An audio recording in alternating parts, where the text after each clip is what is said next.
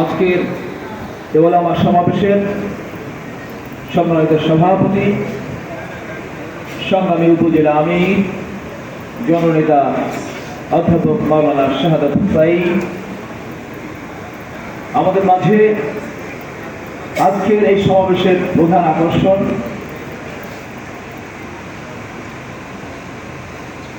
শহীদ আল্লামা দেলোয়ার হোসেন রহমাতুল্লাহর সুযোগ্য সন্তান, জননেতা মোহতারাম মাসুদ সাইদি। আমাদের মাঝে উপস্থিত রয়েছেন মডেলগঞ্জের তৌহিদি জনতা প্রাণ প্রিয় মার্কাজ আমতলী দরবারের উত্তরাধিকারী, আমতলী দরবারের পীর সাহেব জনাব অধ্যক্ষ মাওলানা আবু বকর সিদ্দিক, আবু বকর মোহাম্মদ আব্দুল্লাহ। আমাদের মাঝে উপস্থিত রয়েছেন আমতলী কামেল মাদ্রাসার সম্মানিত অধ্যক্ষ জনাব অধ্যক্ষ মাওলানা বাইজিদ হুসাইন, বিভিন্ন মাদ্রাসা অধ্যক্ষ, সুপার, মুহতামিম, শিক্ষক, ওলামায়ে কেরাম, সাংবাদিক বন্ধুরা, আসসালামু আলাইকুম ওয়া রাহমাতুল্লাহ।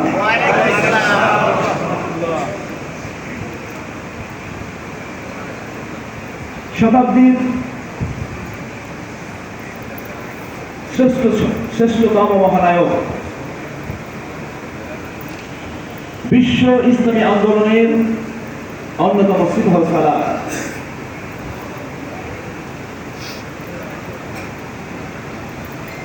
যিনি মহাগ্রন্থ আল কোরআনের বিপ্লবী দাওয়াতকে দিক থেকে দিগান্তরে লক্ষ কোটি জনতার হৃদয়ের মর্মমূলে পৌঁছে দিয়ে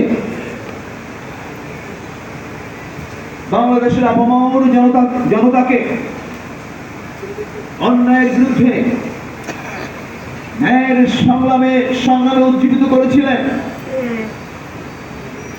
আমাদের কোরআনের পাখি শহীদ আল্লামা দেলোয়ার হোসেন সাইদি রহমাতুল্লাহর প্রথম শাহাদাত বার্ষিকী উপলক্ষে আয়োজিত ওলামা বিভাগ কর্তৃক আজকের এই দোয়া অনুষ্ঠান,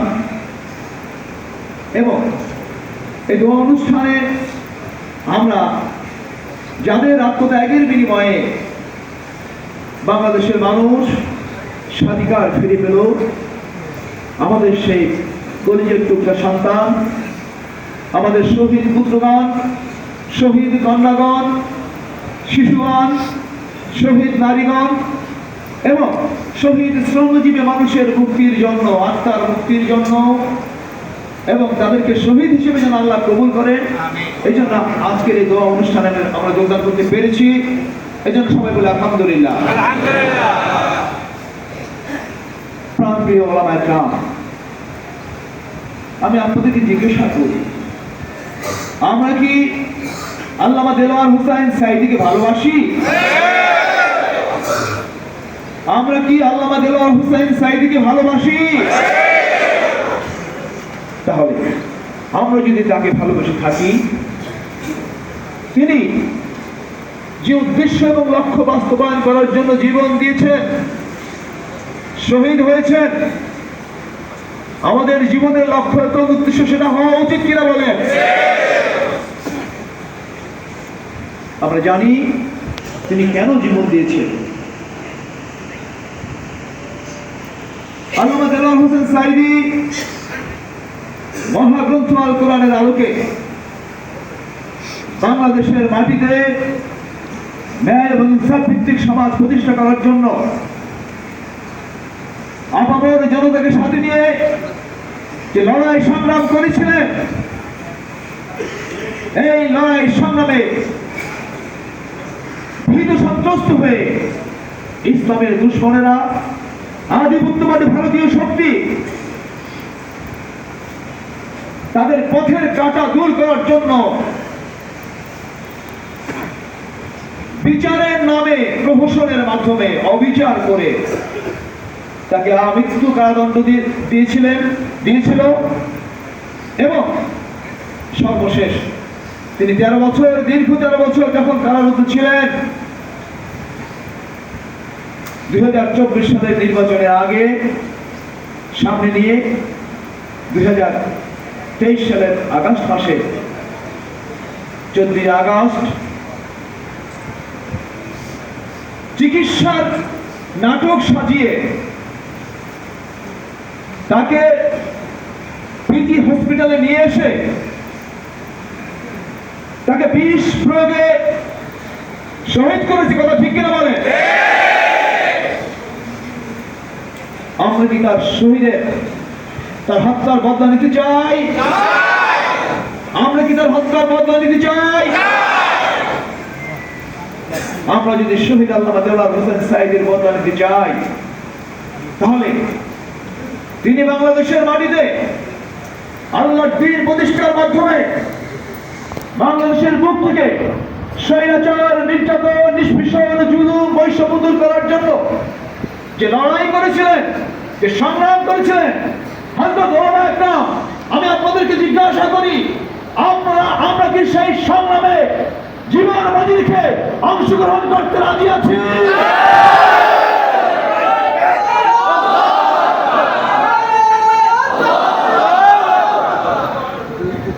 সম্মানিত ভাইরা আমার, আমি ভারতীয় আধিপত্যবাদের কথা বলছিলাম। বাংলাদেশ ছোট্ট একটি দেশ, যে দেশের 3 দিকে ভারত আর একদিকে হলো বঙ্গোপসাগর। ভারত আমাদের এমন বন্ধু যারা আমাদেরকে পানিতে চুবিয়ে মারে, আবার সেই পানিতে শুকিয়ে মারে। কথা ঠিক কিনা বলে? তারা আমাদের এমন বন্ধু যে তারা আমাদের জনতার বুকে গুলি করে কাঁটা তারে ঝুলিয়ে রাখে। কথা ঠিক কিনা বলেন? তারা আমাদের এমন বন্ধু যে বাংলাদেশকে তারা তাদের করদ রাজ্য সিকিম বানাতে চায়। কথা ঠিক কিনা বলেন? সুতরাং ভারতীয় আধিপত্যবাদের সকল নীল নকশার বিরুদ্ধে বাংলাদেশের জনতাকে সাথে নিয়ে প্রচন্ড প্রাকার এবং প্রাচীর হয়ে দাঁড়িয়েছিলেন আমাদের শহীদ আল্লামা দেওয়ার হোসেন সাইদি। এই কারণে ভারতীয় আধিপত্যবাদের দোসর আওয়ামী লীগ তাদের পথের কাঁটা দূর করার জন্য তাকে হত্যা করেছেন এবং এই কারণে তিনি জীবন দিয়েছেন। ঠিক কিনা বলেন? সম্মানিত ওলামা একরাম, আমি আপনাদের কাছে জিজ্ঞাসা করি, বাংলাদেশের স্বাধীনতা সার্বভৌমত্ব সুরক্ষার জন্য বাংলাদেশের মাটি থেকে ভারতীয় আধিপত্যবাদ উদ্ধার করার জন্য ভবিষ্যতে তারা যেন আর কখনো দুঃসাহস করতে না পারে, তারা যত বাংলাদেশের স্বাধীনতা সার্বভৌমত্ব নিয়ে ষড়যন্ত্র করতে না পারে, এই জন্য আমার প্রাণ প্রিয় অভিভাবক, বাংলাদেশের মানুষের অভিভাবক, আলেম কুলগণ, ওলামা বৃন্দ, আপনাকে লড়াই সংগ্রাম চালিয়ে যেতে রাজি আছে?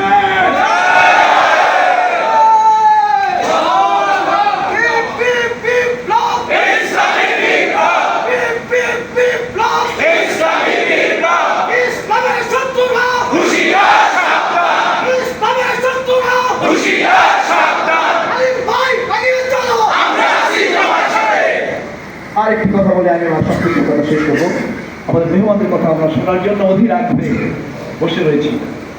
প্রাণপ্রিয় ভাইরা আমার, আমাদের সন্তানদের কলিজার টুকরা সন্তান, আমাদের কন্যা, আমাদের পুত্র, আমাদের শিশু, আমাদের নারী, আমাদের শ্রমজীবী জনতার রক্তের বিনিময়ে আমরা স্বাধিকার ফিরে পেয়েছি। কথা ঠিক না বলে? আমাদের সন্তানেরা জীবন দিয়েছিল একটি লক্ষ্যে।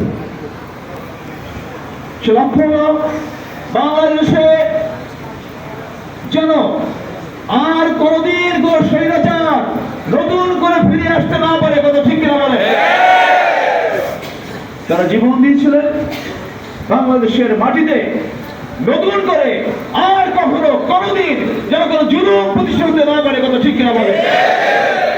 তারা জীবন দিয়েছিলেন বাংলাদেশে যেন আর কখনো কোনোদিন বৈষম্য না থাকে, কথা ঠিক কিনা বলে? সুতরাং তাদের রক্তের বিনিময়ে অর্জিত স্বাধিকার এবং স্বাধীনতার ক্ষমতা পেয়ে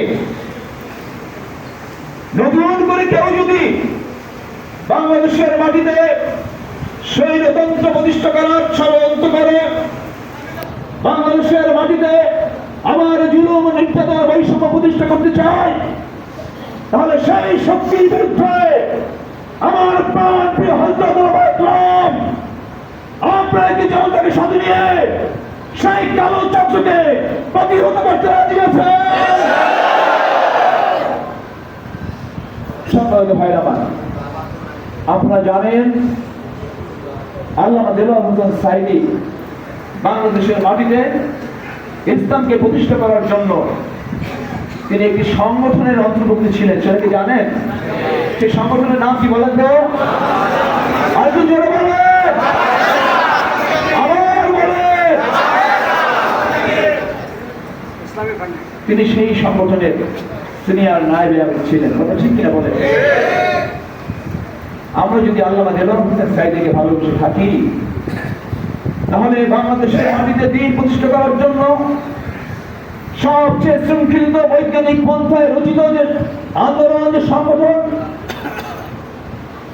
তার সেই আন্দোলন এবং সংগঠনকে শক্তিশালী এবং বেগবান করার জন্য আমরা কি জাতিকে ঐক্যবদ্ধ করতে রাজি আছি?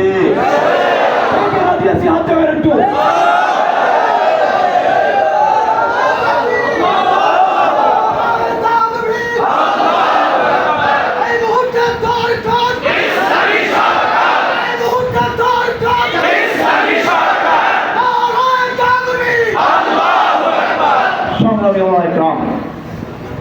বাংলাদেশ জামাত ইসলামী এমন একটি দল, তারা তাদের শ্রেষ্ঠত্বের নজির বিভিন্ন জায়গায় দেখাতে সক্ষম হয়েছে। আমরা ইসলামী ব্যাংকের নাম তো শুনেছি, তাই তো? ইসলামী ব্যাংকটি কারা প্রতিষ্ঠা করেছিল বলেন তো? বাংলাদেশ জামাত ইসলামী আধুনিক শিক্ষিত কিছু নেতৃবৃন্দ তারা ইসলামী ব্যাংক প্রতিষ্ঠিত করেছিল, এবং সেই ব্যাংকে বিশ্ববিদ্যালয় কলেজের আধুনিক তরুণরা এবং আলেমগণ সেই ব্যাংকটি পরিচালনা করার কারণে ইসলামী ব্যাংক শুধু বাংলাদেশে নয়, গোটা বিশ্বে 1 নম্বর শীর্ষস্থানীয় ব্যাংকে পরিণত হয়েছিল। এই বিষয়টা আপনারা জানেন? তাহলে বাংলাদেশ জামাত ইসলামের হাতে একটি ব্যাংক পরিচালনার দায়িত্ব থাকার কারণে সেই ব্যাংকটি যদি বিশ্বের মধ্যে 1 নম্বর ব্যাংক হতে পারে, এদেশের জনগণ যদি কখনো সেই সংগঠন, সেই জামাত ইসলামের হাতে এই দেশটি পরিচালনা করার দায়িত্ব অর্পণ করে, আল্লাহর পক্ষ থেকে যদি তাদের হাতে বাংলাদেশের মানুষের পরিচালনা করা, এই দেশ পরিচালনা করার দায়িত্ব আসে, তাহলে বাংলাদেশ জামাত ইসলামের নেতৃত্বে পরিচালিত বাংলাদেশটি পৃথিবীর মধ্যে একটি শ্রেষ্ঠ দেশে পরিণত হতে পারবে কিনা বলে? ইনশাআল্লাহ পারবে। সুতরাং ভবিষ্যতে এদেশের মানুষের ভাগ্যের পরিবর্তন করার জন্য, এদেশের মানুষের দুনিয়াবি এবং আখিরাতি মুক্তির জন্য, শান্তির নীড় রচনা করার জন্য, মহাগ্রন্থ আল-কোরআনকে ন্যায় এবং ইনসাফ ভিত্তিক প্রতিষ্ঠা করার জন্য আমরা বাংলাদেশ জামাত ইসলামের হাতকে মজবুত করতে সবাই রাজি আছি। আল্লাহ তৌফিক ইল্লা বিল্লাহ। আসসালামু আলাইকুম ওয়া রাহমাতুল্লাহি ওয়া বারাকাতুহু।